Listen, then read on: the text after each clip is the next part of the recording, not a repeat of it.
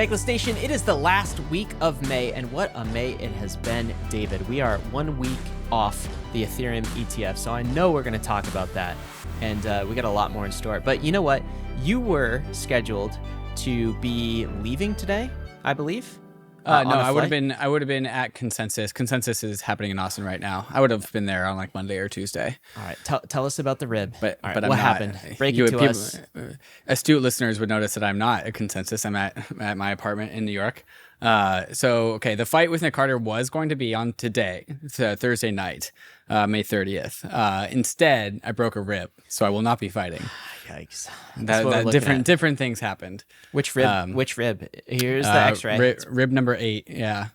Did you feel the need to post this X-ray just so that haters couldn't say you were trying to dodge the fight with Nick Carter? 100%. 100%. That's why there was no way I was just going to be able to get away with a tweet saying, "Oh, I broke a rib." Like, I needed to post an X-ray. I know. So this was your 9th rib, fully fractured. Or 9th rib, excuse me. Yeah. How are you feeling?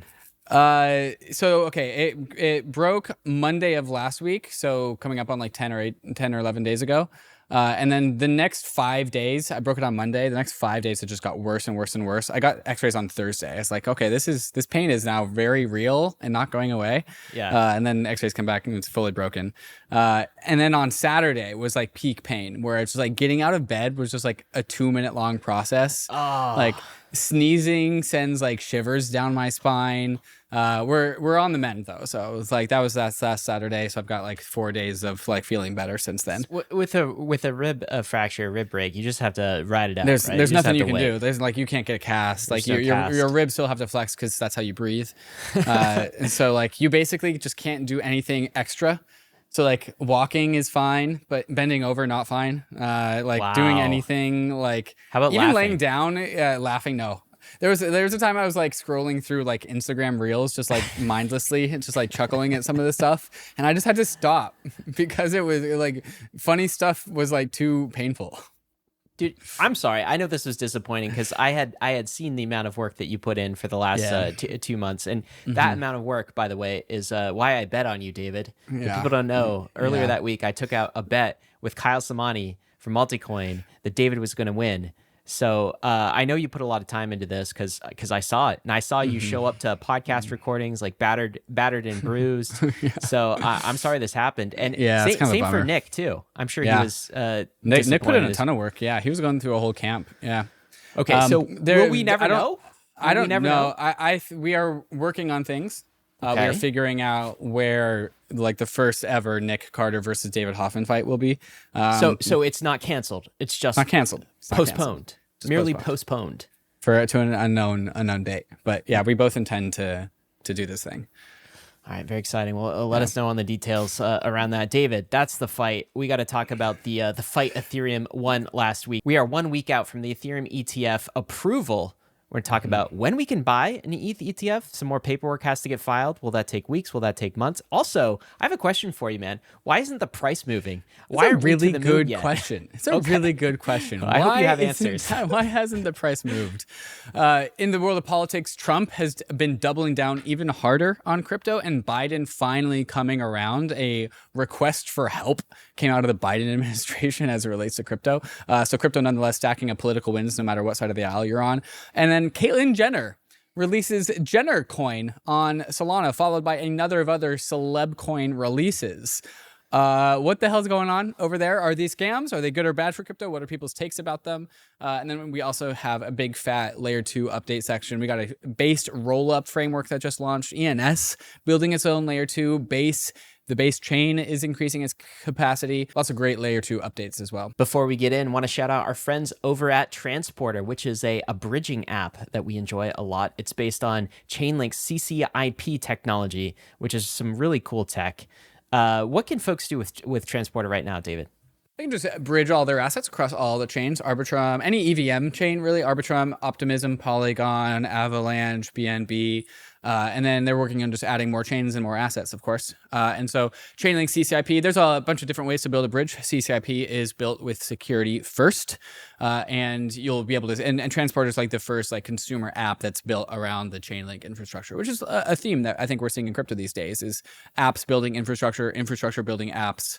Finally, we're getting some apps these days. So check it out at transporter.io to just send it. Just send it. Just send your assets. Explore the world of layer 2s. That is the new frontier for sure. All right, give us the new frontier of prices on the week, David. Let's start with our good old friend, the orange coin, Bitcoin. What is the price on the week for Bitcoin in fiat terms, in US dollar terms, David? Bitcoin starting the week at $68,000, up 1%. Basically flat, call it flat. $68,500 is where we are ending the week with Bitcoin. Ether started the week at $3,800, down 1% to $3,760, $80 on the screen, down 1%. Can we time out here? Down 1%. Yep. Down 1%. Down 1% from last Thursday. From last Thursday, yeah. From the time we were recording the roll-up last week, we didn't know whether the Ethereum ETF was approved. There was speculation. Correct. And then it was approved. We are 1% up. No, we're 1% down. 1% down? And we're 1% down. That's even more insulting. We got a confirmed ETH ETF approval, and we are 1% down from that moment. I mean, granted, we had a 25% increase. And so, like, a lot of that we had a 25% increase that we were what celebrating. About second breakfast? Yeah, well, but last week that was on the speculation that we might get an Ethereum ETF, and that was Monday. We called that the God Candle. That happened Monday, like last Monday, basically, not this Monday, but the previous Monday. And now after approval, we've been basically like flat. Did we even break 4K? No, we did not break 4K. We didn't break 4K. We did not break 4K. What is wrong with these charts? I don't know, dude. KRAKEN. They're the wrong charts. All right. Well, you know what? We're not going to dwell on that too much right now because I know we have an Ethereum ETF update a bit later in the episode, and we got to talk about price. We got to talk about when it's getting priced in, if it's going to get priced in, what is going on here. But how about the ETH Bitcoin ratio? What's that looking like? 0.055 flat on the week. Nothing moving there. And then, of course, total crypto market cap coming in at $2.69 trillion, still hovering below 2.7, still below cycle all-time highs. We're still below cycle all-time highs. Let's do an Ethereum ETF update. All right, so where we left things last week, we were very optimistic that would be approved. I'm glad that that held up in the roll-up, David. I'm glad we got it approved because that would have been quite an inaccurate roll-up if we didn't. What has happened since that time? So we got the approval on Thursday at like 5:30, something like that. We've got lots of Bankless episodes about that approval. What happened this week on the course to actually getting these products out to market? Nothing actually too much. BlackRock has filed their S1, which is the second of two steps that comes with an ETF actually being launched. The 19.4Bs getting approved is like 99% of the battle, and then the final 1% is just the S1s getting approved. So BlackRock has amended their S1 registration. Interestingly, they have also seeded their own ETF with, I think, $10 million. So BlackRock actually bought $10 million of ETH last week to seed their own ETF.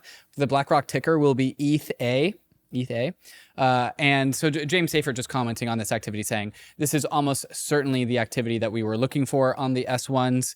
Again, once the 19.4Bs or whatever got approved by the ETF, it's basically a assured bet with this small little like 1% bump, which is the S1s. But then James Safer comes in and says, this is almost certainly the engagement we were looking for on the S1s following the 19B4 approvals. Issuers and the SEC are working towards spot Ethereum ETF launches. So if last week we had, with the 19B4 approval, we were at 99% chance, we're moving towards like 99.9% chance. Basically, we're getting there. Yeah. Okay. And how long will it take? Here's a tweet from Nate G, who asked the question, when will the SEC approve spot ETH registration statements? Nobody knows for sure, but my expectation would be next few weeks. All right, so sometime this summer. He also says 2 to 3 months max. The heavy lifting has already been done. Yeah, so it's happening this summer, right? We're going to get the Ethereum ETFs trading sometime in the next couple of weeks, and hopefully Like it won't take that long. Has the SEC commented at all about this? What have they said? What has Gary Gensler said about this? Notably little. In when we had the Bitcoin ETF approvals, you actually got to see the votes for the ETF. Who of the SEC chairs voted yes, who voted no. This part was actually hidden for some like weird like bureaucratic reason. There's like a vote, there's like a decision by delegation or whatever. And then the conspiracy, of course, is that like they were just called up by the Biden administration and told to approve it. And so they didn't want to have the voting process because they didn't want that part like disclosed. And so overall, like the news really has been kind of just incremental because all the news happened last week.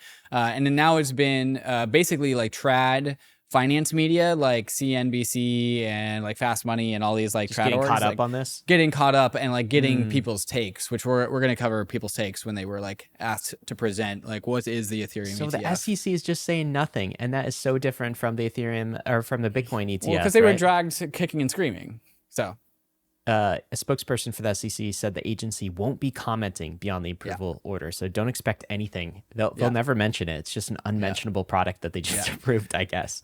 Never mind how we are now a political tool from the whims of the president instead of a biased or unbiased neutral like market regulator. Hey, that's why they can't comment. At least it's politically in our favor this time. Yes. I mean, I guess I'm okay with that. That's the game. It sounds like we all have to play. So here's the big question though. Let's get back to the ETH price. So we are flat on the week, basically, even 1% down, as insulting as that is. The big question is this going to be a price driver? What will the inflows look like? We had James Seyfert on the podcast last week, and I think he and Eric Balchunas, who are the Bloomberg analysts behind ETFs, think that the flows will actually be pretty small, at least relative to Bitcoin. They're the more conservative ones, yeah. I'd say more conservative, trending towards, I wouldn't, maybe don't call this bearish, but they think 10 to 20% of Bitcoin's net inflows. Yeah. So that's their take. That's the baseline. I'm going to show you. I would call them as tampering expectations. Yeah. Is what I would say their takes are. I want to get into maybe some more less conservative predictions, maybe some more bullish predictions about inflows. Yeah? Is that okay with you? Yeah. You want to get some more more liberal predictions? I do. Yeah. Let's do it. Because I think he deserves it after like a 1% down on the week. So here's one case study for you. I read this in the Grayscale report this week. So, Bloomberg projects 10 to 20% of Bitcoin net inflows. But if you look at ETP products, so ETP products are what ETFs are outside of the US. So if you look at, Canada, Switzerland, Sweden for a benchmark, the flows to ETP products and the AUMs have been a total of 25 to 30% of Bitcoin. All right? We're not talking. So if one mixed ETF in abroad has $1 in it, 70 cents go to Bitcoin and 30 cents go to ETH. That kind of thing. So if you look at kind of like AUM and flows and that sort of thing, it's not 10 to 20%. It's more along the lines of 25 to 30%. Okay. So my question to Bloomberg, or the bull case, is like, why only 10 to 20%? We already have these ETP products outside of the US, and they're getting 25 to 30%. So that's like some bullish fodder for you. Here's another take from an analyst, QCP, and the analysis here is just like, what if Ethereum pulls what a Bitcoin just did? So it surprises people with demand? Well, no, just like in terms of price, not demand. Oh, okay. So ignoring spot, just ignoring, let's talk about price. So QCP Capital, their expectation is a price of ETH increasing 60% in the coming weeks post the Ethereum ETF. And that would take Ethereum above all-time highs, which it should be right now, to 6K. And Bitcoin rose about 66% in kind of like the time after the approval. So Ethereum could rise 60%. That would take us to 6K. That seems like a very simple analysis. You recall Bitcoin went from about 44K to 73K in the 2 months following the approval. If Ethereum just did the same thing, we'd already be at 6K. All right? Okay. So, I mean, that still feels conservative, doesn't it? It still feels conservative. Here's another take. Both Bitcoin and ETH at like a little bit over their previous all-time highs still feel conservative for just a general crypto bull market. Okay, here's another take. Consider, and this is quantifying, how much ETH is locked away. It's in supply. There's less ETH on centralized exchanges than there is Bitcoin right now. So this is consider how much more sensitive ETH price movements are to the marginal dollar. They should be. Okay, so in terms of ETH supply, Grayscale Research believes that around 17% can be categorized as idle or relatively illiquid. 70%. That means 83% is like locked, is not liquid. All right, where is it? It's staked ETH. Look at this. All this staked ETH. All this ETH, that's 32.6 million. Layer. All this ETH in smart contracts. Dormant ETH. That's ETH that hasn't been touched in like 5 years. Wow. ETH and ETPs, ETH and protocol. Like you add all of that up, all of that locked away, illiquid ETH, not on centralized exchanges, and you get a huge portion of supply that's kind of like likely not to move, not to be touched. So you only have 17% of supply that is liquid and tradable. That's got to have an effect, right? That's been the narrative. There's always been the narrative. It's like there's just very low supply of ETH on centralized exchanges and just really able to be bought. Like not many people are willing to give up their ETH. I know it's the narrative. And I'm also saying it's in the numbers. Yeah. But the numbers aren't reflecting in ETH price, David. The narrative is reflective of the numbers. Like the people who I know who like chant this chant are like Van Spencer. It's an informed narrative. It's an informed narrative. Yeah. It's an informed narrative.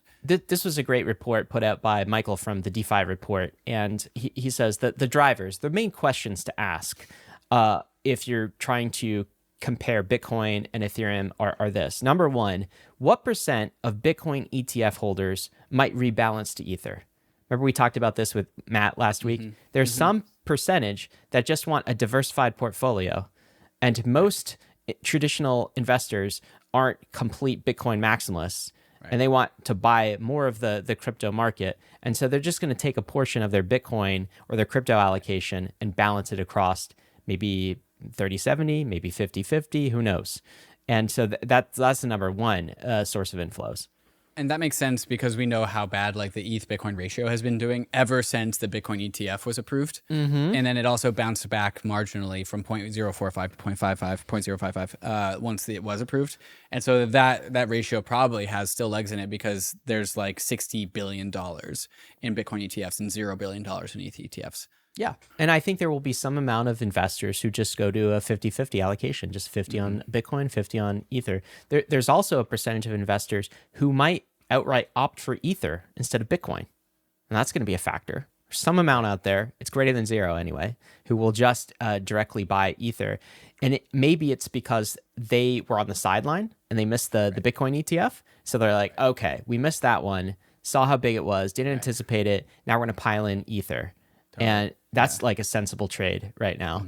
And then you also have momentum hits. So when price starts to rise on Ether, people FOMO in, we get kind of like a momentum type trade. That could be a source of inflows too. And if the ETH market price on centralized exchanges is indeed extremely sensitive to the marginal dollar, like people say that it is, that reflexivity boost carries more weight because you just get more reflexivity. Exactly. So let's do some, Michael does some napkin math here. Okay. So just napkin math, broadest of strokes. Assume this cycle, we get to a $10 trillion market cap. And I think you and I called a cycle around that. It's a 10 to 15 trillion, something like that. So that seems reasonable. Maybe this is a Chris Bernitzky number as well. 10 trillion. Yep. Okay. And so Bitcoin was 43% of total crypto market cap last cycle. Let's assume this cycle it's 40%. All right. So 43 to 40, pretty reasonable. And then ETH last cycle was 50%. Okay. Of Bitcoin market cap. This cycle, let's assume it's dialed down a little bit. So let's assume ETH is 45% of Bitcoin market cap. Okay. That means cycle which is it currently is at 35%, by the way. Which is low. Like again, that ratio is lower than it should be. That would put, again, not financial advice, subjective opinion, whatever, saltiness. That would put ETH market cap at the cycle peak of $1.8 trillion. All right. So that's roughly a $15,000 price of ETH. Above 10K, 15K price of ETH at cycle peak. Numbers check out, bro. 15K sounds pretty good. Like I feel like that was our napkin math, like at the very beginning of the bull market. Still like, the napkin math. What's your sell target? And it's like at the highest point, it's like 15K. I We can't just remember if got that we just gotta poke the charts. We're getting every closer. week. We're getting closer. Poke the charts. We're getting more informed napkin math as we get closer. Well, I want you to talk about the ETH narrative. That's important. So in order for this napkin math to work out, there has to be demand for Ether among TradFi for this Ethereum ETF if we want to get the flows that we ask for. Let me set you up with this tweet. And I know you've got some comments about the current ETH narrative and what that's shaping up to be in TradFi. But this is Zach Light. I just spoke with a friend who is a big investment manager in New York City. It's the first time he has shown genuine interest in Ethereum. Before the ETH ETF, regulatory barriers made it impossible for them to invest in Ether. Ethereum has now entered the mainstream, but institutions are significantly underexposed due to previous regulations. We may be going much higher and faster than I thought. Now, Zach Light, I spoke to a friend. I don't know what account this is. It's an Anon account, but it kind of captures the spirit of it, which is TradFi is significantly underexposed, maybe due to regulatory concerns. That would be the hope. And this is not just about the ETF getting approved. This is not just about like traditional financial institutions. They can only buy ETFs. This is also about the clarity that Ether is getting because it's now formally a commodity. Something that died last week is the idea that Ethereum Ether might be an unregistered security. So dead. While, dead everywhere. While Ryan and I and many in the Ethereum community is like, that's silly. Of course it's not. Like, nonetheless, financial institutions still, like, if there's a 5% chance, a 3% chance that ETH might be an unregistered security, they can't touch it. So now with the ETH ETF, they can buy it as an ETF, but also it's given regulatory clarity as a commodity, which de-risks the asset in a very significant way to financial institutions who might have otherwise have got and bought vanilla spot Ether on a centralized exchange because they have an account. So the ETH is also benefiting from that. It's getting tailwinds from that, and the market is currently digesting this. Right now, David Hoffman. So what narrative do we take to them? This is your tweet here. This is the big question I think the Ethereum community is kind of processing is how do we sell Ether? How, as salespeople of Ether, how do we describe it? How do we pitch it? How do we when people are listening to us, how do we sell it to them? People are now interested in the Ethereum ETF. They need to understand what they're actually purchasing. One of the things that we've said on Bankless many times is one of the most bullish things is to be understood. So how do we get people to understand Ether? Like, what is a mimetic descriptor about Ether, the asset? And there's a bunch of different ideas that are being floated around. Digital oil is a common one. An internet bond is a common one. Programmable money. Tokenization platform is one that I've seen come and go throughout the years. And so I kind of just put out this tweet. It's like asking, like, let's collect all the ideas. And let's also hear how people are explaining it actually to, like, in the TradFi context. By the way, in this tweet, did you get other ideas beyond digital oil, internet bond, programmable money, tokenization? Did you get other new, fresh ideas? Yeah, like dog shit ones. Yeah. Nothing. Like, I'm sorry. Like, we cannot go to like BlackRock and say, hey guys, Ethereum is a world computer. This is how you should pitch it to your clients. Like, world computer, like, no, that generates further questions. That is confusing. Yeah. Like you like Ether, Ethereum, it's Web3. It's like, it's the DeFi backbone. You know, these are not good like sales. I agree. Of Ether. I kind of liked Matt Hogan's approach to it, which is like Bitcoin is digital gold. If you want to believe that, Bitcoin is digital gold. There's more to finance than gold. Ethereum is everything else. That kind of simple line. Everything else, basically. Well, so Matt Hogan called it a software platform, which is actually one of the themes that I'm seeing a lot of people actually illustrate Ethereum to be. Let's kind of go through some of these. So here's Vance Spencer on Bloomberg Technology giving the pitch for Ethereum versus the Bitcoin ETF. Should we rate this pitch afterwards? Let's play Vance. What are the principal differences in Bitcoin spot ETF, Ether spot ETF? But I guess what we're actually asking is the principal difference between an Ethereum-based blockchain and Bitcoin blockchain. So Bitcoin's digital gold, right? And you can view the rigidness of its roadmap. There is no future roadmap for Bitcoin being either a feature of a bug or a bug in the sense that Bitcoin is going to be Bitcoin for the next 100 years. ETH is at the forefront of the tokenization movement that is going to really define the next few decades of traditional finance. We're going to start with the stablecoins, the $100 billion of stablecoins that are on chain today.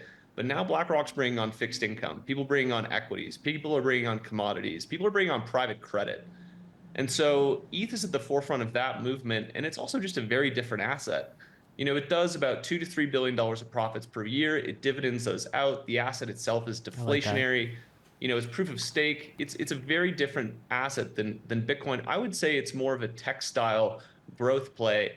And if Bitcoin is digital gold, ETH is Apple. It's building the App Store of finance. And just like people thought that, the App Store was a toy or a gimmick, 10 years ago, people are going to be really surprised at the uniqueness of the fees and just the scale of the business that ETH is going to generate from the tokenization wave that's taking place. And it's Larry Fink, it's Paul Tudor Jones, it's all these guys. They're all in this train. Okay, so he went through a couple of different angles here. He started with tokenization. Yep. He then talked about on-chain assets, real-world assets moving on-chain, starting with stablecoins, and then name dropped to BlackRock and the Biddle Fund. Yep. Private credit, which we're doing. So we're talking about real-world assets that TradFi already knows exist coming on-chain to Ethereum.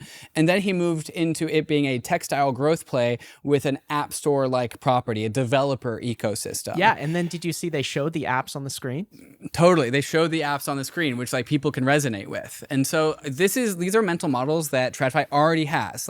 There's already assets out there that they know that that are huge. There is already a developer ecosystem based off of Apple, and Ethereum is something like that. And then Ether, the asset, he name dropped things like it pays off dividends, which is actually technically not true, but meaningfully definitely true. The asset itself is deflationary. Well, it's kind of true. It's kind of true. It's like stock buyback is the burn, and then stock buyback is a stock buyback. A dividend is a dividend.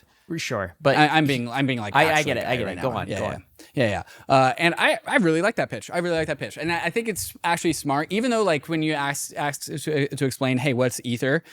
Starting with tokenization is actually adjacent. Yeah. But I don't think it matters. I think if you were talking and selling this to TradFi, I think tokenization is actually very resonant with them. So give it a letter grade. What'd you give that? I give that one an A. I do too. Well done, Vance. Well done, Vance. Okay, so next up, Anthony Pompliano. This one's much shorter, only 20 seconds long, on Fox Business. Let's hear how Anthony Pompliano pitches the Ether ETF. Wait, Anthony's pitching, Pomp is pitching ETH now? A little bit, yeah. All right, let's get into it.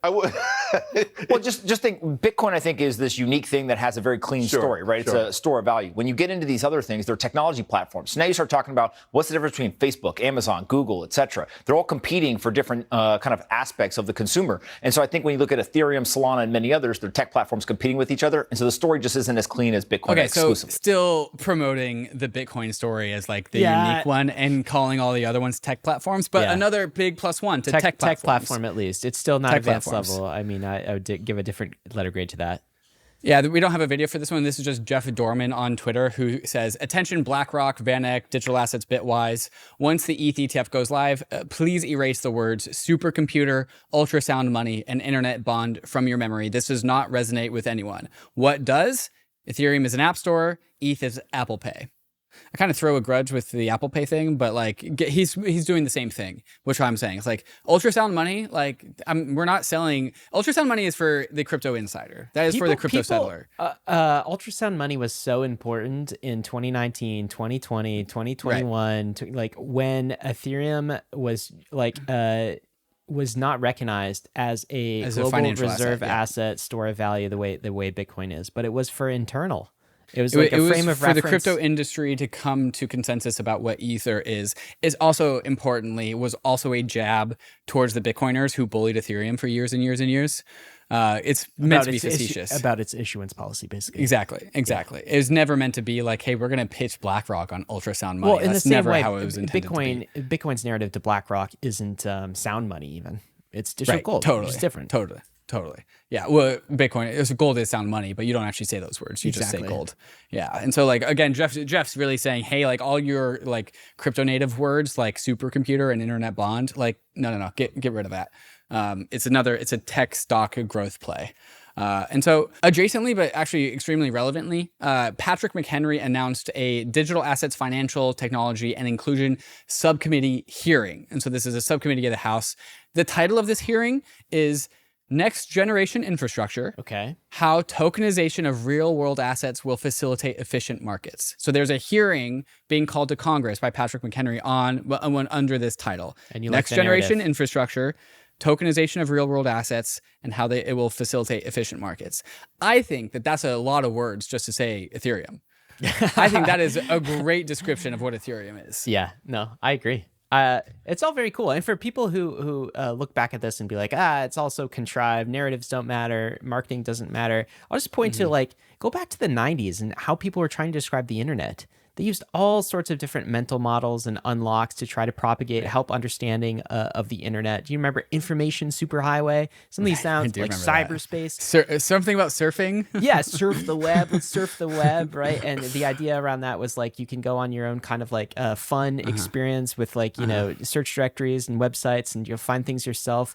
All of these memetic stories and narratives were used to describe the internet, and it was important. And some of them have a shelf life, and some of them are no longer necessary, but they were very useful in helping people capture and imagine what the potential of this technology is. So we're just doing the exact same thing here, and it's going to be a different narrative that works on a more mainstream TradFi crowd than the narratives that work on crypto natives. Totally. All right, Ryan, I would like to challenge you. Oh, since okay. I'm not fighting Nick, I'd like to fight you about something else. I think next Thursday weekly roll up, we each go and do our own homework and come back it was 7 days from now with a 1 minute pitch for ETH or the asset. Ooh. I will pitch you mine. To who? To TradFi? To TradFi. Yeah, TradFi is BlackRock is the audience. Our best elevator pitch? Well, our best elevator pitch. Should I wear a suit for this? Should I wear a tie? And yeah, you should definitely wear a suit and tie. That'll help your presentation. Okay. And then the Bankless audience will pick a winner between you and me. Oh, yeah. I love this. Challenge accepted, because this won't cost me any broken ribs. This is the easiest. No, this will not. This is my kind of challenge. You don't have to go anywhere. All right, I'm getting in the fight. That's amazing. Game on. Game on. I'll see you next week then. All right. Be ready, David. What do we got coming up? Coming up next is Michael Saylor, of all people, warming up to ETH. How is he going to pitch ETH? Donald Trump also doubling down on being the crypto presidential candidate. And how is the Biden administration reacting to that? And also, celebrity meme coin influenza launching on Solana. What does Jenner coin mean for the future of finance? Really important questions. It's very important. All of this stuff coming up next as soon as we talk to some of these fantastic sponsors that make this show possible, especially KRAKEN, our preferred crypto exchange for crypto assets in 2024. If you do not have an account with KRAKEN, consider clicking the links in the show notes to getting started with KRAKEN today. If you want a crypto trading experience backed by world-class security and award-winning support teams, then head over to KRAKEN, one of the longest-standing and most secure crypto platforms in the world. KRAKEN is on a journey to build a more accessible, inclusive, and fair financial system, making it simple and secure for everyone, everywhere, to trade crypto. KRAKEN's intuitive trading tools are designed to grow with you, empowering you to make your first or your 100th trade in just a few clicks. And there's an award-winning client support team available 24/7 to help you along the way, along with a whole range of educational guides, articles, and videos. With products and features like KRAKEN Pro and KRAKEN NFT Marketplace and a seamless app to bring it all together, it's really the perfect place to get your complete crypto experience. So check out the simple, secure, and powerful way for everyone to trade crypto, whether you're a complete beginner or a seasoned pro. Go to kraken.com/bankless to see what crypto can be. Not investment advice. Crypto trading involves risk of loss. Have you ever felt that the tools for developing decentralized applications are too restrictive and fail to leverage advancements from traditional software programming? There's a wide range of expressive building blocks beyond conventional smart contracts and Solidity development. Don't waste your time building the basics from scratch, and don't limit the potential of your vision. CARTESI provides powerful and scalable solutions for developers that supercharge app development. With the CARTESI virtual machine, you can run a full Linux OS and access decades of rich code libraries and open source tooling for building in Web3. And with CARTESI's unique rollup framework, you'll get real-world scaling and computation. No more competing for block space. So, if you're a developer looking to push the boundaries of what's possible in Web3, CARTESI is now offering up to $50,000 in grants. Head over to CARTESI's grant application page to apply today. And if you're not a developer, those with staked CTSI can take part in the governance process and vote on whether or not a proposal should be funded. Make sure you're vote ready by staking your CTSI before the votes open. CELO is the mobile-first and EVM-compatible blockchain that's built for the real world and designed for fast, low-cost payments worldwide. Driving real-world use cases like Opera MiniPay, one of the fastest growing Web3 wallets with over 2 million users across Africa. CELO is seeing a meteoric rise with over 375 million transactions and 1 million monthly active users. Not to mention Tether and Circle just deployed native USDT and USDC on CELO, supported by leading exchanges like Binance. And now, CELO is looking to come home to Ethereum as a layer 2. With a game-changing proposal, core contributors at C Labs aims to leverage Optimism's OP stack, pioneering a transition as the biggest L1 to become a layer 2, with testnet arriving as early as summer 2024. With the CELO layer 2, gas fees will stay low and users can even pay for gas using ERC20 tokens, including native USDC and USDT, sending crypto to phone numbers across wallets using Social Connect. But CELO is a community-governed protocol. Make your voice heard in the CELO forum to shape the future of Ethereum. Follow @CELO on Twitter and explore the ecosystem built for the real world on celo.org/quests. We've got a tale of two pivots this week, and these might be reluctant pivots. I'm not quite sure, but the first is from Michael Saylor, and I don't know if this is a full pivot, so we'll let the audience decide. But of course, in the past, Michael Saylor has been a laser-eyed maxi. Let's say he's been mono asset maxi. Yeah, there is no second best. He has been. How many chairs are you sitting on right now? How many chairs are you sitting on right now? Can you sit on 2 chairs? No. Can you hold more than Ironically, one Ryan asset? has a chair behind him as he sits on a different chair. I have multiple chairs. I have an entire couch behind us. Of course, you can have multiple chairs in your house. Anyway, that was old Saylor. And he sounded a little bit like this. This is Michael Saylor. Let's play a clip from 3 weeks ago of Michael Saylor. I think he was talking here about the potential for the Ethereum ETF. Let's play this. When Ethereum is not going to be approved, sometime this summer, it'll be very clear to everyone that Ethereum is deemed a crypto asset security, not a commodity. After that, you're going to see that Ethereum, BNB, Solana, Ripple, Cardano, everything down the stack is just a crypto asset security unregistered. None of them will ever be wrapped by a spot ETF. None of them will be accepted by Wall Street. None of them will be accepted by mainstream institutional investors as crypto assets. This is the one universal consensus accepted institutional grade crypto asset in the world. There won't be another one. He was very certain of that. How things change. Wow. Just 3 weeks ago. 3 weeks ago. This came out very recently. This was on Peter McCormick's What Bitcoin Did podcast, post ETF approval. Let's hear from him again. Michael Saylor. And, so here's what I think. I think 2 weeks before, the world looked like Bitcoin was going to be the only asset securitized and offered as a spot ETF by the Wall Street establishment. And it was going to spread as the one legitimate crypto asset. I think right now, the best expectation is the crypto asset class will be legitimized, supported by both parties. There's an industry. Crypto is an asset class. There's an entire range of use cases, 24/7 digital trading, digital art, NFTs, tokens, decentralized this, functionality, DeFi. There's a lot of things that will be considered in a more open light. And Bitcoin will be the leader of the crypto asset class. And if you look at it and say, well, is this good for Bitcoin or not? Yeah, I think it's good for Bitcoin. I think, in fact, it may be better for Bitcoin because I think that we are politically much more powerful, supported by the entire crypto industry, right? They obviously have a lot of political power, a lot of users, and they serve as another line of defense for Bitcoin. So I think instead of someone saying, well, there's one crypto asset, maybe I'll allocate 1% of my money to it, I think mainstream investors might say, oh, there's a crypto asset class now, and maybe we'll allocate 5% or 10% to the crypto asset class, but Bitcoin will be 60% or 70% of that. So I actually think it could accelerate institutional adoption. We're back to indexing. It's good for marketing. Yeah, there'll be all these other things that'll happen, and you just kind of have to rethink, all of your models and move forward in a new world. Well, I don't feel like I need to rethink many models here, but this is maybe Michael Saylor rethinking his model of there is only one crypto asset. And it's funny to me that it took the Ethereum ETF to just have him pull a 180 on this. How do you make sense of that? I don't know if he is fully pulling a 180. He's very much still a Bitcoiner, but it is a tampering of his tone. And it's also a Big Tent mentality as well. So being a little bit more inclusive to like the crypto industry, and I think discovering that maybe it's best not to fight them, but to just align with them, because that helps promote Bitcoin, which is true. And I agree.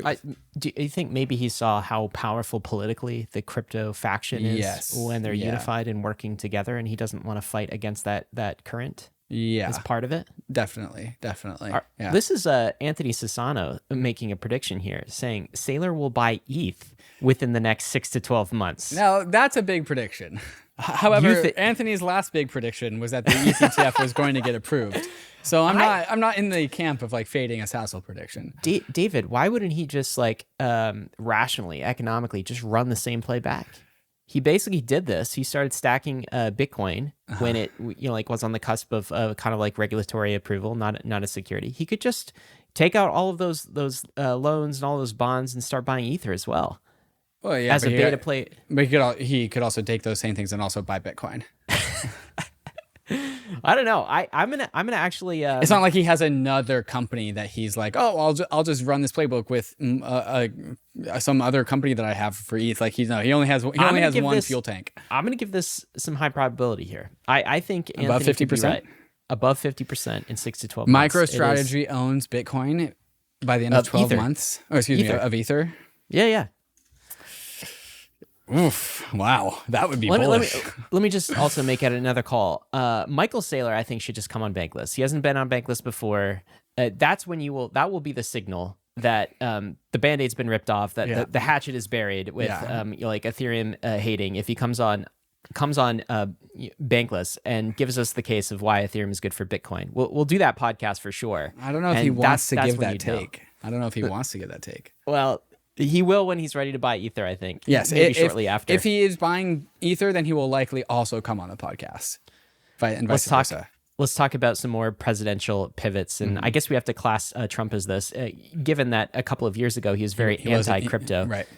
But he's here just in the past few days, doubling down on crypto yet again. Let's watch this clip. I will ensure that the future of crypto and the future of Bitcoin will be made in the USA, not driven overseas. I will support the right to self-custody. To the nation's 50 million crypto holders, I say this with your vote. I will keep Elizabeth Warren and her goons away from your Bitcoin. Wow. And I will never allow the creation of a central bank digital currency. I will also... David. Wow. Self-custody. He said the word self-custody. He said, keep crypto, Bitcoin away from Elizabeth Warren and her goons. Yeah. Like, I mean, these are the that's talking very on brand points for him. But these are the talking points that crypto community really wants to hear. These are not Trump's words. This is a Trump advisor telling him what to say, which is fine. I'll take it. 100% it is. And the word self-custody. I mean, that is the word self-custody came out of a presidential candidate's mouth. It's like pretty damn cool. He actually didn't stop there. This was even more like niche in crypto native. Donald Trump says that he vows to commute the sentence of Ross Ulbricht to time served if he's elected president. So Ross Ulbricht, the Dread Pirates Roberts of the Silk Road, famous case, he's in jail for life basically. And Donald Trump says that Ross Ulbricht is like a martyr of libertarian Austrian values, the Bitcoin movement. He like the whole like Silk Road was actually one of the first big Bitcoin apps to use Bitcoin. Just like a hero in the libertarian space. And since he's already served 10 years, Donald Trump is saying that's enough. And he will pardon Ross Ulbricht and let him go free, which is like, again, deeply crypto native, very Bitcoiner of him. David Bailey from Bitcoin Media is an advisor to the Trump administration. So like, if it's not David Bailey, it's somebody like him who's like telling Trump to say these things, and it's like definitely working. Just like months ago, I don't think crypto was on the election issue list of issues at all. And now this is quickly turning into like a crypto election. At least crypto is one of the election issues that Trump is trying to differentiate himself on. And so like the big question is, what's the game theory? So like, what does Biden do next? Right. And this is interesting. I don't know if did you catch this article yesterday? This is from The Block. The Biden campaign ramps up crypto industry outreach in surprising tone shift. Okay, so apparently the Biden re-election campaign is reaching out to people in the industry, people in crypto, for guidance on crypto community and policy. So they're reaching out to people in crypto saying, how can we Please help. Please help with our help. We need help. Help us say like words like self-custody and be like crypto and like do the thing that Trump is doing. This is what the campaign is actually advising Biden to do. So Which I think someone should step up for. Like, I know Biden leaves a very bad taste in people's mouths, but like, we need both people, like people in the crypto industry. We want somebody on whispering in Trump's ears. We want somebody whispering in Biden's ears. Shouldn't matter. Yep. We just want both political parties to have a strong crypto advocate telling them what to do. Crypto should not be a partisan issue, right? Totally. It's complete American values here. Granted, Donald Trump's like ability to like move very quickly on this is winning him the crypto vote regardless, because Biden 100%. Is so like tepid about it, and he's confused. The Biden administration's track record under Elizabeth Warren has been absolutely terrible for the past couple of years. And I think it'll be very telling. So you remember the SAB 121 repeal, that is still waiting on Biden's desk for signature or veto. And he has previously said he's going to veto it. This is like not too long ago. It's like 3 weeks ago. He said he would veto it. The deadline, David, is Monday, June 3rd. And the big question is, will he veto it? Or will he let it pass? If he does nothing, by the way, it de facto passes. Right. Hayden gives a take here. Hayden Adams, he says, the too late / this is pandering to the crowd people about the Biden pivot is missing the point. The Democratic establishment finally realized being anti-crypto by letting Warren run financial policy will lose elections. This is a big deal. Nothing politicians care about more than winning elections. It's a new era. So I think there's some people here like who's saying like it doesn't matter, ignore Biden, he doesn't matter, like Trump is the crypto president candidate, and Hayden's saying like both can be crypto candidates, and that's good for us. Yeah, certainly wins in our favor as well. And David, we've got more congressional hearings as well. Our bow tie evangelist in Congress, Patrick McHenry, you were mentioning that hearing on digital assets and financial technology, and you gave the name of it earlier. That is happening next week as well. Wednesday, 9 a.m. Eastern time, June 5th. It's a hearing. It's a congressional hearing, so it's probably going to be boring. But I'm pretty sure this is the first ever congressional hearing that's strictly about crypto, other than the audit of the FTX collapse. So ignoring that one, this is the first one that's like solely about crypto. That's also about crypto, the technology, not crypto, the fraud. And so that's the whatever conversations come out of that, we'll hear about Wednesday of next week. It's also like how exciting that's going to be. It's going to be determined about who they call up to like testify. Like you could see like BlackRock or like Securitize, anyone doing tokenization, like advocating and like giving their testimony for crypto. And so that would be pretty like interesting to hear. Yeah, I think it's spreading education and awareness, and he'll get much more eyes on this hearing than previously, since it is an election issue. Totally. All right, let's talk about celebrity coin influenza. I have been paying almost no attention to this. I'm not sure I even want to in this segment, but let's give it a go. What in the world happened with Caitlyn Jenner and these celeb coins last week? Okay, so Caitlyn Jenner on Sunday randomly just tweeted out an address and a pump.fun link and about her token, the Jenner token, #Jenner, that she launched using pump.fun on Solana. And everyone was like, what the hell is going on? What the hell is Caitlyn Jenner doing launching a token on pump.fun? Is this AI? Is this an AI scam? Like, what's going on? People, but it was like, her Twitter account. It was her Twitter account with a video of Caitlyn Jenner in a robe, by the way, with like her initials on the robe. Can we actually play this video? Because it's like kind of surreal. Sure, I guess so. Here we go. Caitlyn Jenner saying this is not a deep fake. Let's play. Hi, everybody. This is Caitlyn Jenner here. I know. Actually, I've been running around all day playing golf, and Sophia, my CEO, has been doing a wonderful job with my new crypto coin. Yes, this is for real. Get involved. It's going to be very good. So I'm very excited about it. And I'm looking forward to the future for the next couple of hours. So Keep the sales going. This is exciting. Yikes, Did she just dude. say, I'm looking forward to the future for the next couple of couple hours, keep the sales going. This is exciting. My CEO is doing a great job. I'm excited. Saying nothing about the coin. Okay. And so it turns out, okay, so the market cap of Jenner got up to $43 million in the first 24 hours. I don't know what the market cap is now. 6 million. Later, she discovered. She said that this dev, which maybe like approached her to like give her this idea, Sahil, was like the dev helping them like do this coin. Sahil has apparently done this a number of times with other celebrities. He will just like psyop them into launching a coin, and then like being the dev, he kind of like runs off with the liquidity. Apparently, he's done this a few times. I don't know the full story. So Caitlin like discovered this, and she says, fuck Sahil, excuse my language. He scammed us big time after being told that like Sahil is behind the Jenner token. You would think that she would stop, but she this has is like an hour later, David. This is an hour like, later. Yeah. Yeah, 8:20 was the original, and then let's see, 9:42 p.m. she tweets, he scammed us. Nonetheless, she like doubles down on her own token.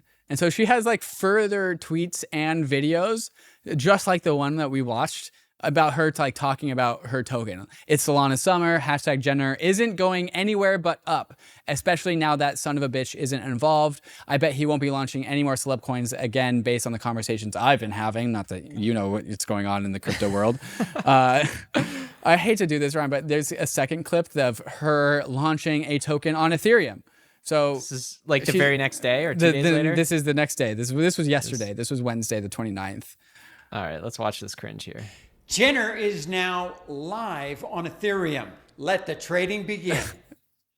Oh, that was a big announcement. That was it. Let the trading begin. All and right. you might think that she bridged over her Solana Jenner tokens to the Ethereum network and like launched the token with liquidity on Ethereum. Sure. If you thought that, you would be wrong. This is a separate Jenner not even linked token, liquidity in any not way. even linked. No, it's just a new token. What is this? We're looking at a tweet from CoffeeZilla showing the go directly to jail Monopoly card here. Yeah, well, so CoffeeZilla is like the YouTuber who exposes like scams and frauds. Yeah. He like did a whole bunch of stuff in crypto when we were doing that like last cycle. She's attracted to the attention of CoffeeZilla, which is all I have to say. But I wish the story ended here, Ryan, but it does not. Do you know who Iggy Azalea is? Oh yeah, I know Iggy for sure. Oh, I don't. I actually don't know who. She's a singer. Yeah, exactly. Okay, just to recap the story, I put this into Grok on Twitter. Iggy Azalea has recently made waves in the crypto world with the launch of her meme coin, Mother Iggy, hashtag Mother, on the Solana network. However, this venture has not been without controversy. Allegations of insider trading have surfaced with claims that insiders bought a significant portion of the coin supply before its public launch, resulting in profits of approximately $2 million. So you get the gist. Like, if you go onto Iggy Azalea's Twitter, it's like manic tweeting about just like crypto shit posting and shilling her token. Just like blatant shilling, like it's going up, it's gonna go up, like mother. Yeah. And so it's like straight meme coinery. And like again, nothing against meme coin specifically, but with a central like minter and then promoter with celebrity influence of a token. It feels so gross. It just feels so gross. Yeah, like there's nothing to these tokens. There's nothing to no celebrate cultural here. artifact. It's just somebody like basically using their influence to just like dump on people who are buying this thing, right? Totally. Yeah. There's like, they could have done it through Friendtech. They could have opened up a Friendtech account and given like their token holders some utility of being able, chat, some utility. But no, it's just straight token. Just straight token. Okay, this is someone put together a list of all of the celebrity coins. I guess maybe is this the NFTs from previous cycle? Both NFTs and tokens, yeah. So this is like the latest manifestation of celebs just launching just super lazy NFT projects or tokens, and this is kind of like the ROI and how like Kevin Hart's on here, Ozzy Osbourne is on here, Floyd Mayweather, Chris Brown, Mila Kunis, all of these things, and they're all like either dead, down 100%. Or like down 90%, 98%. I would like to say it's really hard to get to negative 100% in crypto. It's really hard to go to zero. This never like you works. usually stop at 98 or 99%. Yeah, I feel like, Mila Kunis, even the Stoner Cats thing, at least that had some artwork. There was like a bit more effort than something like this, but even that is down 100%. Well, it's actually that's out on a technicality. The Mila Kunis Stoner Cats NFT was actually the highest performer here because the SEC made them give the money back. Because it was because she actually did like a full like good faith effort of trying to like make a weird TV show. Like you can judge how weird it was. The SEC came after, I forgot, Mila Stoner Cat Kunis. was in the well, so the SEC is going to come after these things, right? I'm sure You'd Gary think. Gensler would love this. Is like free real estate for Gary Gensler. Yeah. Well, it's like perfect. I mean, he targets, like, he goes after celebrities. These are the ones that are making and this is very clearly like shady, like shilling, like pump and like dump something is illegal here. I don't know what. It feels super gross. It feels super gross. All right. Well, that's the future of finance. We knew it was going to end here, right? We knew it was going to end here on the meme coin roller coaster. What do we got coming up?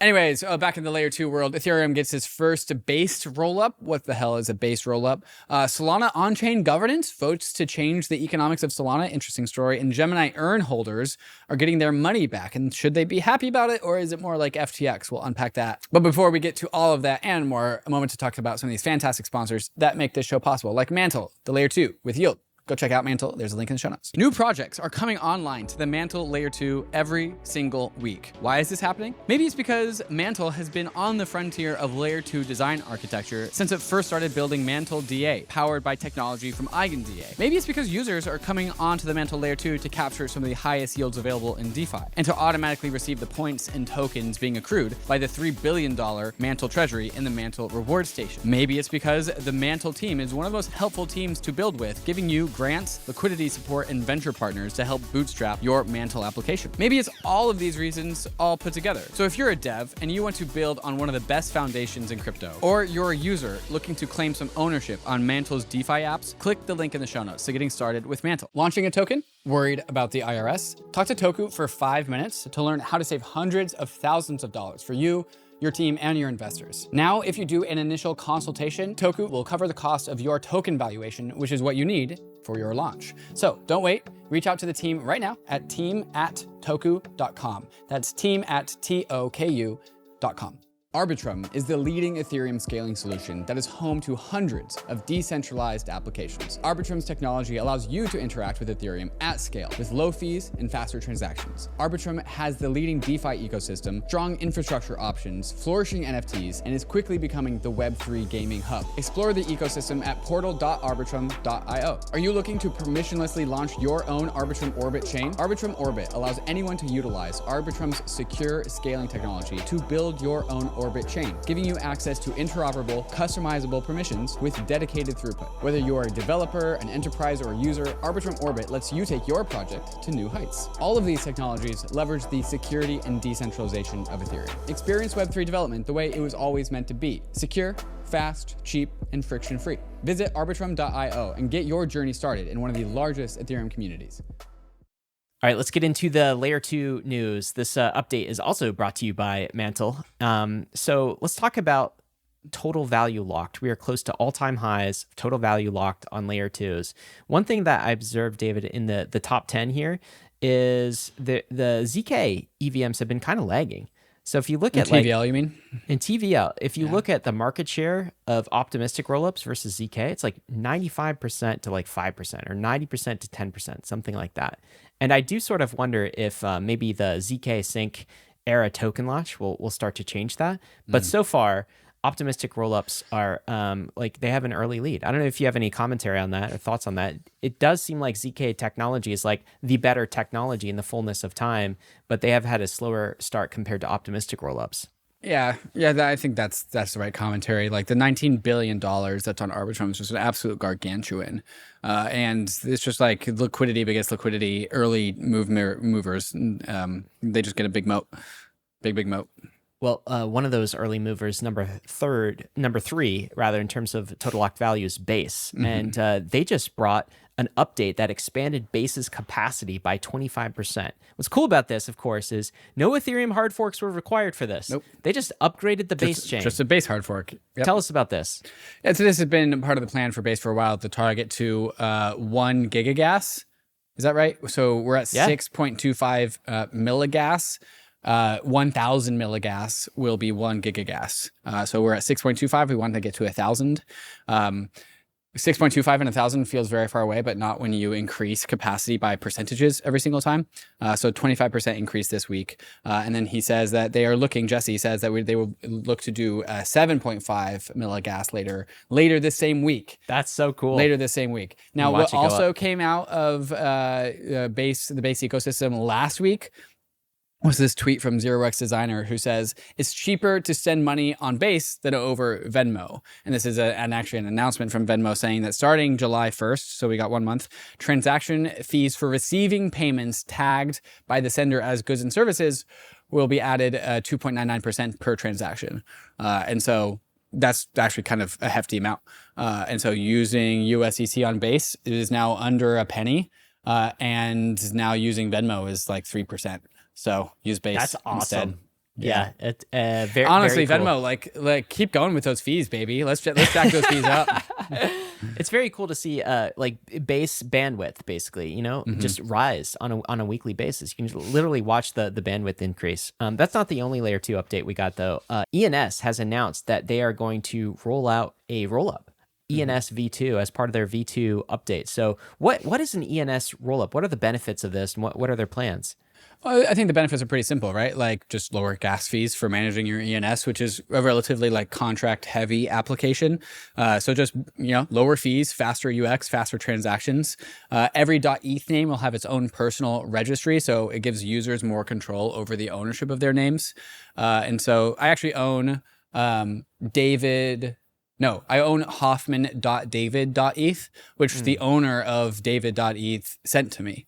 And so he sent me Hoffman.David.eth. Subdomain. Yeah, so I have and so he, as the owner of David.eth, can control that a little bit more granularly with the ENS layer 2. I would call this an app chain. This is an app chain for ENS. Yep. They are still looking for their framework provider, so I'm sure every single framework provider, Optimism, Arbitrum, Polygon, ZK Sync. Yeah, they got to pick a framework. They're not going to roll their own layer 2. I'm sure they're just going to pick something off the shelf. And so I'm sure everyone is like vying for trying to be the ENS the ENS framework. Yeah. Mm-hmm. What I love about this too is they're improving the multi-chain interoperability, and they're using some CHAINLINK technology to do this because the ability from any chain to send to David.Hoffman, is it Hoffman.David.eth? You could just do that. Hoffman.David.eth, yeah. Mm-hmm. You do that. You should be able to do that from any chain, and V2 will make that possible as well. And then last in the layer 2 updates, Taiko is now live on mainnet. What is Taiko? Taiko is a ZK EVM, but it is also a based rollup. So we all like the ZK EVM because everything's going to the ZK world and eventually, but the based rollup is the first of its kind. That's kind of the shiny new technology that Taiko's bringing to Ethereum. A based rollup is a rollup that uses Ethereum validators as sequencers for the rollup itself. So it actually kind of starts with a leg up in terms of decentralization of the sequencer, but then it also gets to tap into the state of the Ethereum layer 1 as it produces blocks on the Taiko layer 2. And so liquidity between like Uniswap on Ethereum mainnet and liquidity inside of Taiko it's all the same pool? Not perfectly the same pool, but like highly interoperable. And so like Taiko and the state of Ethereum layer 1 have like a very strong bond because the operators of both networks are the same people, which are the Ethereum validators, which is pretty cool. And they're also being pretty explicit about their token launch. They're saying they're going to distribute 5% of its 1 billion supply a few weeks after mainnet goes live. How they intend to distribute their token, TBD. That's a really early in the lifespan of a network to also release their token, but hey, who knows? I kind of wonder what Taiko will look like on L2B. Well, just like because it's using a decentralized sequencers out of the gate, does it have like all the pie slots full? I know it's that's part of the pitch of Taiko is like they get some green slices. It's going to launch with training wheels at first. So it'll be like multi-sig, upgrade. So like that won't be green. Those slices won't be green, but it does have decentralized sequencers, I guess, right out of the gate. Very cool.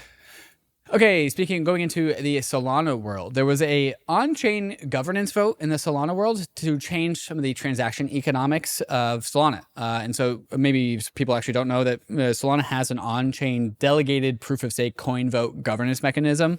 This has been like a model for chain governance that like Tezos is like, I think, pioneered on-chain governance in the first place. Solana being delegated consensus, delegated proof-of-stake also has a very similar mechanism. So that means people can vote on improvement proposals, yes? Or like there can be a token vote. So you as a SOL holder delegate your SOL to a validator, and that validator participates in an on-chain governance vote. And so all the logic for that vote is contained and then activated on-chain. Yeah. Token vote governance. Got it. Yes. Okay, so previously, the transaction dynamics of Solana would take 50% of the transaction fee for a Solana transaction and burn it. It's very similar to EIP 1559, just raw 50%. Instead, now because of this vote, SIMD0096, Solana is like the Solana improvement proposal equivalent, passed with 77% in favor, that instead of that 50% being burned is being passed to the validators as just additional compensation. Some takes from Solana leadership like Anatoly Mert have indicated that this vote makes sense and it should go through for various like more nuanced reasons. Some other people have said that this is validators being greedy and this will only further the inflation of SOL, the asset. I don't think either Ryan or I are informed about like the depth of these conversations and like what's going on. My take is like, I don't like on-chain governance. Why? It's just because the elites, like the validators, those with the most tokens, can really influence the outcomes of what gets shipped in a feature.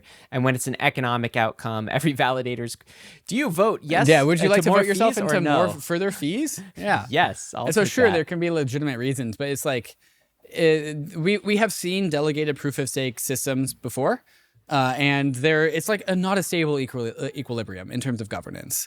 Like despite the vote passed, so 77% approval, but of who? Like of the entire Solana stakeholder set, or of like 77% approval of just like the validators, and like the average user is unaware, uninformed, doesn't care. And even if they don't care, like I would say, like it's still an important decision to measure the stakeholders. That is a very Ethereum take of you, David. It's a very Ethereum take of me. If you want an Ethereum versus Solana take, okay, we have the ultimate debate that is going to be released. In fact, it might be already available for Bankless listeners on a premium feed. Yeah. If you are a citizen, a Bankless citizen, if you're not, you should just upgrade for this episode so you get early access to Anatoly versus Justin Drake. And let me tell you, it gets a bit spicy. Yeah, it's a little spicy at the end. It starts off. Have you ever seen those Hot One interviews where they like eat the I've watched one of them. Yeah. Okay, so like they eat the chicken wings, and the sauce gets hotter and hotter. It starts off and it's super mild, right? Like complimenting one another. And it's so spicy towards the end. Anyway, that is a place to go check that out, and I'm sure you'll enjoy it. David, Gary Gensler took another L last week. Oh yeah, right. Can you believe it? Just taxpayers actually. Well, it's all of us take an L when Gary takes an L. So. This is your taxpayer dollars at work. Judge Shelby ordered the SEC to pay attorney's fees of $1 million and receivership fees of about $750K after finding that the commission engaged in bad faith conduct. This is a judge saying this. All right, this was a court case that was going on in the background. Let's see, it was SEC filing a complaint against Debtbox. I don't know all of the details, but this is a judge basically saying that the commission engaged in bad faith conduct and said it was so bad that the SEC actually has to pay the defendant's attorney fees. All right? Let me tell you, if Gary was on a crusade to like just end SEC legitimacy with respect to crypto in like one term under his tenure, like he's well on his way to doing that. All right. The courts are just like throwing this trash out and suing, like countersuing him as well, counter penalizing the SEC. I'm pretty sure the SEC lobbied the administration for an increase in budget. And having to be forced to pay somebody else's attorney fees, $1.8 million, is not really good evidence to support your case for that. Look, okay, the judge is saying the SEC's case was marred by false statements and misrepresentations. Lying. They were lying. That's what that means. Not great. I mean, I'm happy. I'm happy that the reign of Gary Gensler will hopefully be over with both parties being pro crypto now. I would have liked a little bit more justice, but I'm also happy just for him to be shown the door as soon as possible. Yeah, I don't know, Maybe we can get man. to that. I don't know if he's gone yet. I think we haven't heard the last, actually. So, Yeah. to be continued. We're feeling high on recent wins. And speaking of recent wins, David, today, Gemini Earn users, this is as of yesterday, I believe, received 2.18 billion of their digital assets in kind. So Gemini was one of those Earn programs that was locked. Like if you had your funds in Gemini Earn, you couldn't withdraw it. It went down Because of the genesis from DCG shenanigans with Grayscale and GBDC and all that stuff. Yeah, if you had funds in here, you know. Three Arrows Capital blew up, which blew up Genesis, which locked up Gemini Earn 2022. customers. Yeah. Okay, so what's happening here? What's the good news? A 232% recovery of assets. And so users are being paid in kind, unlike FTX, where users are being paid at the you get your Bitcoin back at a $16,000 Bitcoin. In fiat terms, as if you sold in November 2022. Exactly, yeah, probably incurring a tax event. So if you had one Bitcoin in the Gemini Earn program, you will receive one Bitcoin. So congrats for holding. Which is great. Guess who had some Bitcoin? I had some crypto, at least in Gemini. Which crypto assets? Why This are you guy. being? It was Ether. I don't think I had any Bitcoin. I may have had a sliver of Bitcoin, but it was Ether. Congrats for getting your Ether back. It's cool. It was a forced hold. I don't think you have a problem with holding your Ether. Yeah, that's true. I don't. But yeah, I mean, I think people should be excited about this outcome. I guess the side benefit is Gemini forced them to hold through the entire bear market, and now they get it. They get it back in kind. That's pretty cool. Still, continue to hold. Please continue to hold. Well, that is actually a question of how much of this. There's $960 million worth of Bitcoin and $600 million of ETH that get unlocked as a result of this. And so, will retail users dump some of this? Maybe that's why we're down 1% on the week, David, in Ether terms. Please hold. Please hold it.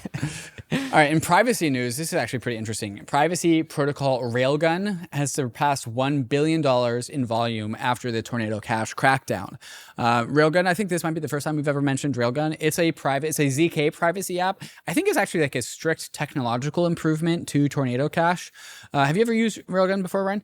I have not. I think that's not illegal yet, right? So it's not illegal yet. If I said I did use it, I won't go to jail? Correct. I have. For now. I've used Railgun, and it's great. It's great. It's a great way to get to. You are no longer a Tornado Cash user. I'm I can't be. But I have used Railgun at times to put Ether from one wallet to a different wallet. And it's legal. It's not on the OFAC sanction list. Super legal, not on the OFAC sanction list. I'm sure it will be. Because, it sounds like North Korea has also discovered Railgun, and it seems that the Lazarus Group has pushed some amount of money. We don't have it in my notes, but it seems like the Lazarus Group has actually discovered Railgun, and they are now using Railgun. And so, yikes. Maybe I won't be using that anymore, just as a preemptive. The thing is, they're still using Tornado Cash because Tornado Cash is not shut down. You know what I mean? Correct. Yeah. When you make a privacy protocol on an unstoppable network illegal, then you just make it illegal for the good guys. Right. Like North Korea is not going to be like, oh, it's OFAC sanctioned. I guess we can't use it. Why do they care about privacy in the first place? Actually, what are they going to do? Why do they need privacy? It's North Korea. Guess so they can mix it and sell it, and they have to sell it. They have to de-identify their accounts. How do we know it's North Korea? I mean, if privacy was working perfectly, then we wouldn't even know it's Lazarus Group or North Korea in the first place. Yeah. Well, so they're still using Tornado Cash, but any amount of privacy, there's a bandwidth there of the TVL and the protocol. So Railgun and Tornado Cash have the same concept of this privacy set. Yeah. And so there needs to be innocent bystanders for the nefarious actors to actually leverage as a shield. And so if it's all North Korea in Tornado Cash, then it's actually not helpful. Yeah.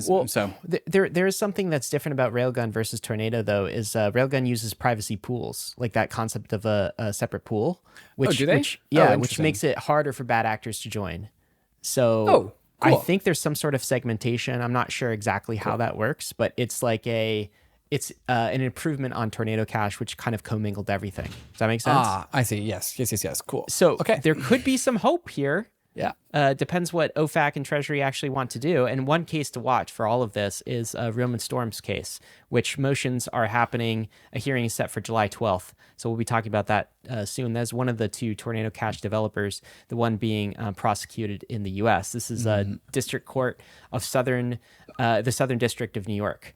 So that's one to keep an eye on. I think it's going to be a pretty monumental court case in the U.S. with respect to, do we get privacy with our crypto peer-to-peer transactions or not. One PSA as we close this out. David, we launched, Bankless launched a Warpcast frame. Did you know this for our Claimables product? So you can now go on Farcaster or Warpcast, the client, and check your claimables right here in a frame. When we talked to Dan Romero when frames first came out, thought they were super cool technology, and our dev team has just like put this together. So now you can go like this. I'm doing this on screen. You can connect your wallet, click, check, and then for me it found 2 claimables, and then you can view and claim. Actually, I did this last week. Okay, for the first time. For some reason, I had my alerts on the Bankless Claimables app off, so I wasn't receiving email alerts. So I went and I checked this. And lo and behold, I had a claim worth $1,800 in there. Hell yeah. A token or an NFT? It was a token. I'm not going to say which one because I sold it. I sold it for ETH. Yeah, but it was sitting there waiting for me. And this is the thing. You can't be everywhere at once. You can't watch all of your wallets at the same time. So I have a whole bunch of my wallets in this claimable tool. And this automatically finds claimables for you and throws it your way. So this is free. It's free. It's available for everybody. Go click the frame if you're on Warpcast. Click the frame. David, what do we got? Close us out. Meme of the week. Meme of the week. This is kind of a dig at Solana. So this is the guy looking at the butterfly saying, "Is this blank meme format?" And it's Solana Bros looking at political and racist meme coins, blockchain OnlyFans, and celebrities running pump and dumps, asking, "Is this mass adoption?" Is this what mass adoption looks like? Is this Austin? Is this a tweet from Austin from Solana saying Iggy is single-handedly starting a revolution? Is he being serious about that? If you scroll down, he goes, but most definitely revolutions don't end well. So he's both promoting Iggy's shenanigans and also saying, but also I'm not endorsing it. Yeah. All right. That's fair enough. And we should end with the risks and disclaimers. Of course, celebrity coins are risky. Do not buy those put things. money in celebrity coins. Don't do it. It's an option. You don't have to do it. You don't have to do it. Don't do it. Also, crypto is risky. You could lose what you put in. For other reasons. We're headed west. This is the frontier. It's not for everyone, but we're glad you're with us on the Bankless journey. Thanks a lot.